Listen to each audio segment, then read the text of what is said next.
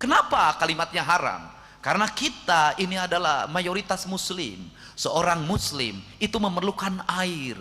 Maka air dalam kacamata seorang muslim adalah dia harus suci dan mensucikan. Karena dia harus suci dan mensucikan, maka air harus menjadi bagian integral dari nilai-nilai kehidupan. Saya melihat nama-nama daerah di Bekasi banyak berawal dari kata cai. Assalamualaikum warahmatullahi wabarakatuh. Sampurasun.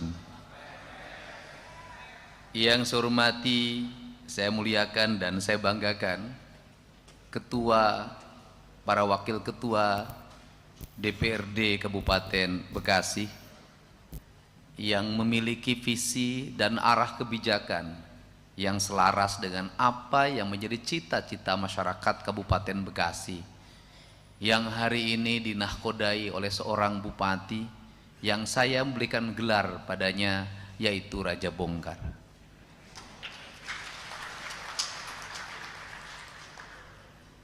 Gelar itu saya berikan karena nyalinya yang tinggi. Di tengah orang senang terhadap popularitas yang mengabaikan aspek-aspek yang bersifat identitas, Bupati Bekasi berani mengambil resiko untuk bertentangan dengan arus. Dia ingin mengembalikan Bekasi pada jati dirinya, memiliki areal industri, memiliki areal pesawahan, memiliki areal sungai yang jernih, memiliki hamparan bangunan yang tertata dan beridentitas. Karena pembangunan yang tertata dan beridentitas akan melahirkan kemakmuran. Tapi pembangunan yang hanya heroik dalam hiruk pikuk ekonomi dengan mengabaikan ekosistem lingkungan, mengabaikan tata guna air, mengabaikan tata guna tanah, setiap manusia boleh berebut tempat di mana saja dengan mengabaikan hak atau bukan hak, maka yang terjadi adalah kekacauan lingkungan. Ekosistemnya tidak berjalan, satu sama lain saling membunuh, dan inilah bukan cita-cita sebuah daerah yang harmoni, yang gemah ripah, repeh, rapi. Saya ucapkan terima kasih pada seluruh para ketua komisi, para ketua badan, para ketua praksi yang hadir lengkap pada sore hari ini. Semoga kehadirannya menjadi jalan yang terbuka bagi kemajuan dan kemakmuran masyarakat Kabupaten Bekasi.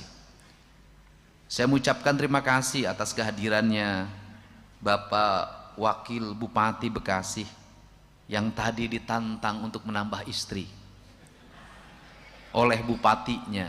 Tapi kalau lihat dari kerling mata dan sorot matanya, tak mungkin dia melawan istrinya. Saya tahu wakil bupati itu berani, tapi istrinya jauh lebih berani. Saya ucapkan terima kasih atas kehadirannya Porkopinda Kabupaten Bekasi, hadir Pak Kajari, Pak Kapolres, Pak Dandim, semua yang ketua pengadilan. Semoga kehadirannya menjadi cermin harmoni kepemimpinan. Saya ucapkan terima kasih para anggota DPRD Provinsi Jawa Barat, daerah perwakilan Bekasi, daerah wilayah pemilihan, Pak Syahrir yang tadi sudah bersyair. Itu syair tadi kayaknya hasil karangannya Pak Syahrir itu. Kemudian Ibu Siti Komaria dan Ibu Christine Novalia Simanjuntak. Namanya boleh Simanjuntak, tapi dia tetap Bekasi. Semua yang hadir, para tokoh masyarakat, tokoh ulama, tokoh kebudayaan, kaum ibu yang setia menemani suaminya dimanapun berada dan mungkin sering ditinggalkan, bahkan mungkin ada kekhawatiran. Terutama saya tahu yang paling khawatir adalah ketua tim penggerak PKK Kabupaten Bekasi. Khawatir suaminya badannya kecil, sering berhadapan dengan orang yang ngotot tidak mau dibongkar banglinya. Dia tahu betul bahwa suaminya itu akan berhadapan dengan banyak kepentingan, tetapi yang paling dia takutkan adalah suaminya diembat oleh yang lain.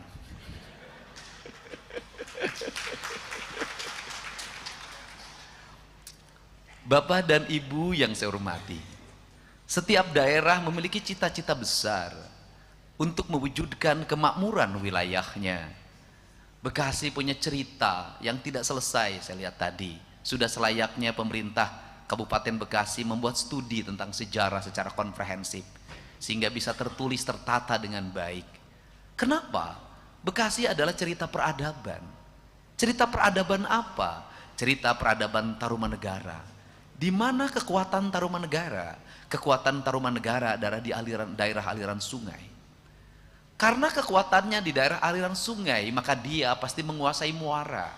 Maka dia pasti menguasai pantai. Seluruh kerajaan pasti dia dekat dengan sungai. Karena pada waktu itu, alat transportasi publik yang paling murah dan bisa dibangun adalah sungai. Karena itu kalau ingin mengembalikan kejayaan Bekasi, maka kembalikanlah fungsi-fungsi sungai. Maka dia harus terhampar dengan panjang tanpa ada yang membatasi.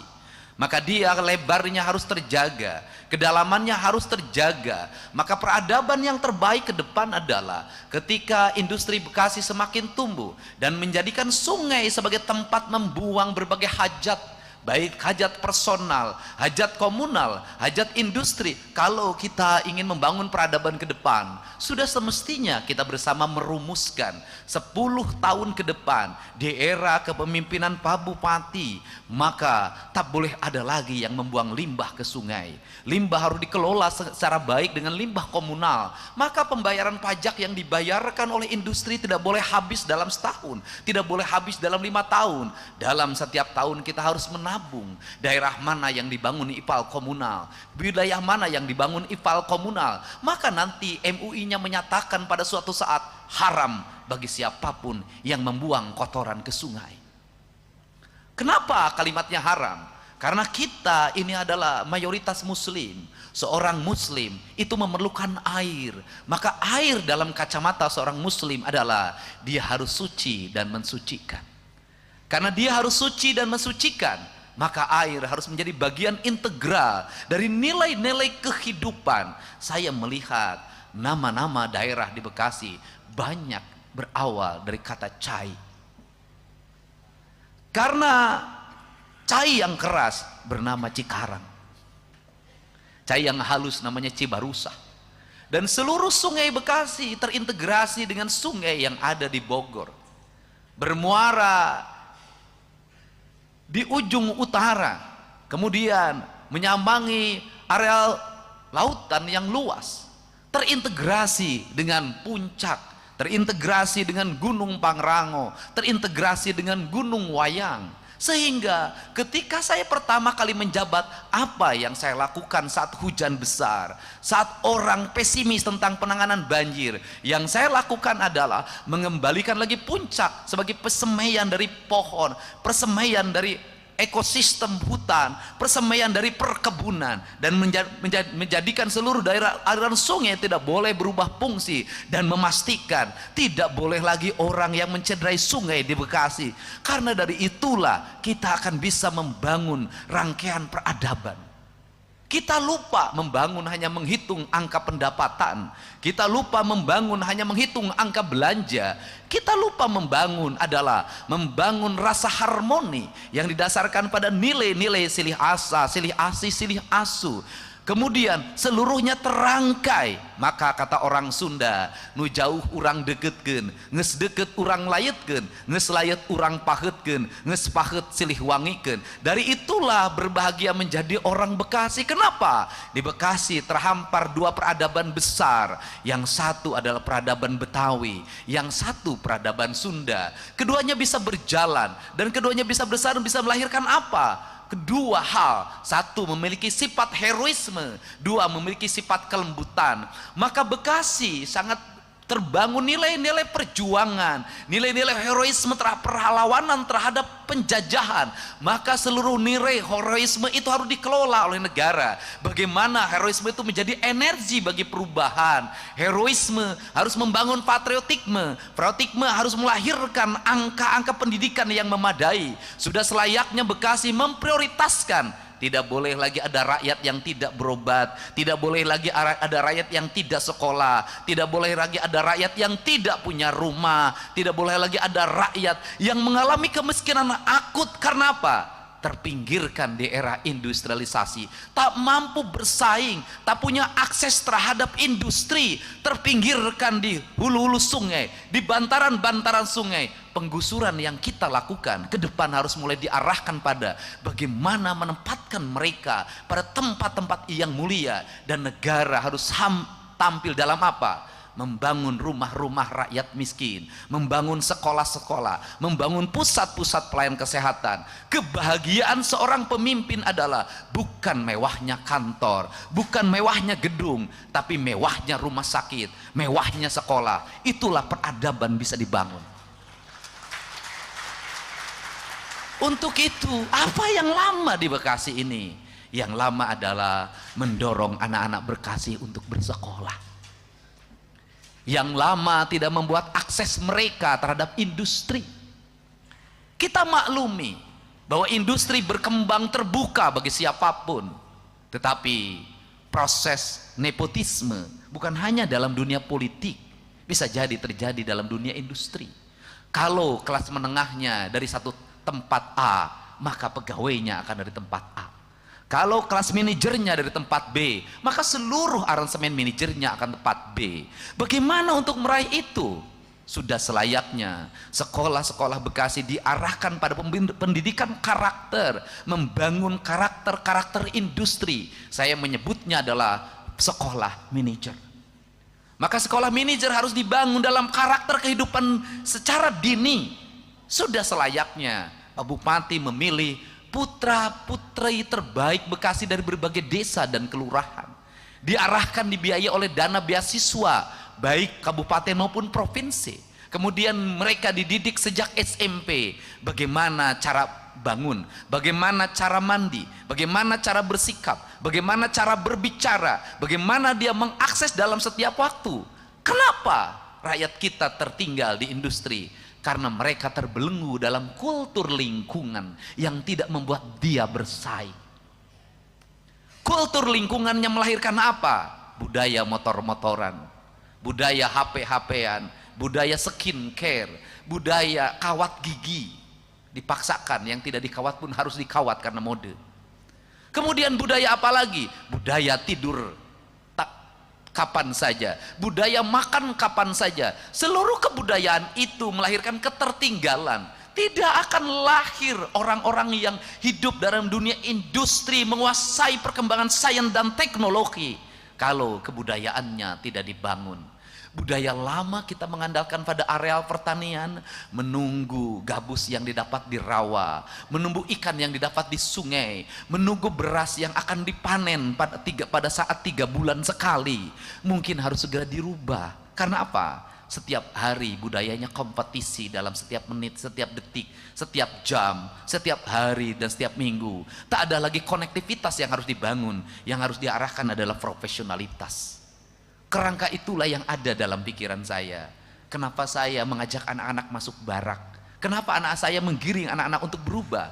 Karena tidak ada jalan bagi saya sebagai seorang gubernur kalau ingin rakyatnya maju, kecuali merubah cara berpikir dan cara bersikapnya. Katakan di usia yang 75 tahun Kabupaten Bekasi, selamat tinggal geng motor, selamat tinggal tawuran, selamat tinggal perkelahian antar kelompok, budaya barbar yang tidak mesti ada di era industri. Semua itu harus dilakukan dengan apa? Membangun platform visi pembangunan yang kuat. Visi pembangunan yang kuat akan lahir dengan apa? Daya dukung anggaran yang kuat.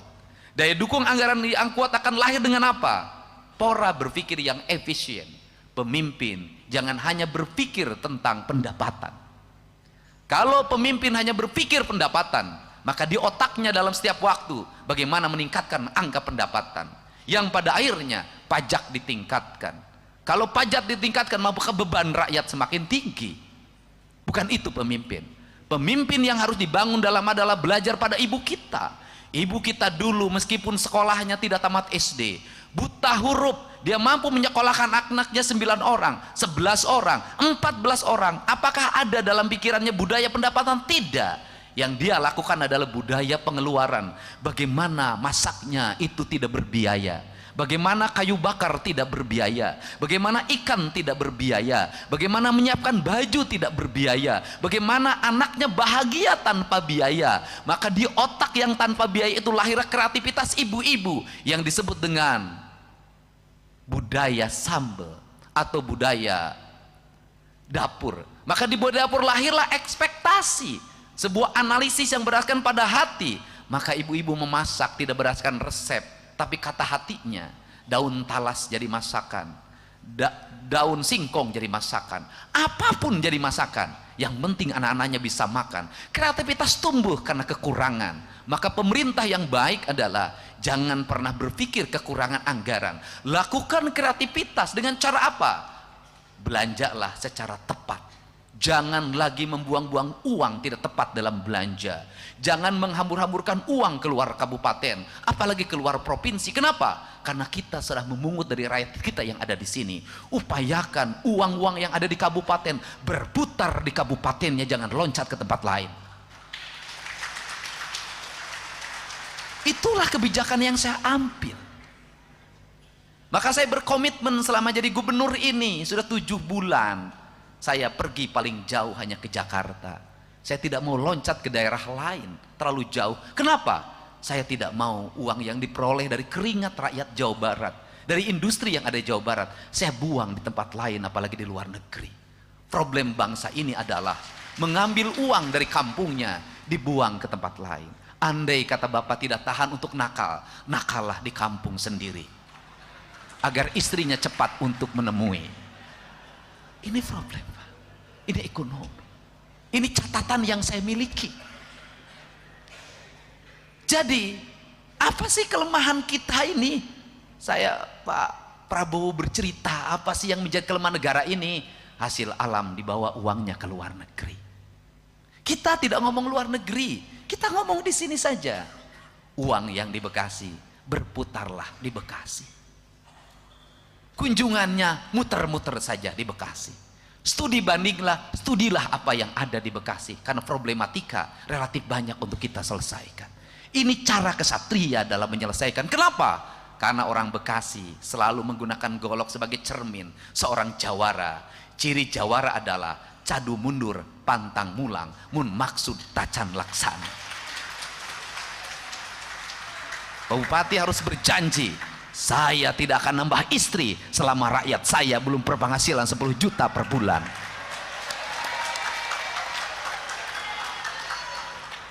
Dan saya ingatkan, jangan coba-coba nambah istri, nanti berhadapan dengan gubernur. Kenapa? Kalau bupati nambah istri, maka dia bersifat su'ul adab pada saya. Saya aja tidak punya istri, Anda mau 2. Barangkali ini yang menjadi orientasi dan harapan kita. Saya selalu ingin mendorong heroisme itu. Dan kebanggaan saya hari ini sebagai gubernur adalah masyarakat Bekasi sudah sangat mencintai Jawa Barat dan sudah merasa menjadi bagian terpenting dari Jawa Barat, tidak menganggap dirinya dari planet lain. Untuk itu wajar. Kenapa ini terjadi? Saya boleh cerita. Karena pengelolaan keuangan di Jawa Barat selama ini tidak pernah didasarkan pada distribusi rasa adil antar daerah, tetapi selalu didasarkan pada like and dislike, kepentingan politik pada setiap orangan. Saya berkomitmen berbuat adil bagi siapapun dan bagi seluruh rakyat Jawa Barat. Untuk itu saya mengucapkan terima kasih pada seluruh warga Bekasi yang mencintai tanah dan airnya. Mencintai Bekasi berarti mencintai Jawa Barat. Mencintai Jawa Barat berarti mencintai Indonesia. Mencintai Indonesia berarti mencintai tanah yang kita pijak, air yang kita minum, dan langit yang kita junjung. Indonesia itu di mana? Indonesia itu di tempat kita berada. Mencintai Indonesia, cintailah rumah yang kita miliki, cintailah kampung yang kita miliki. Mencintai Indonesia, jangan lagi buang sampah ke sungai.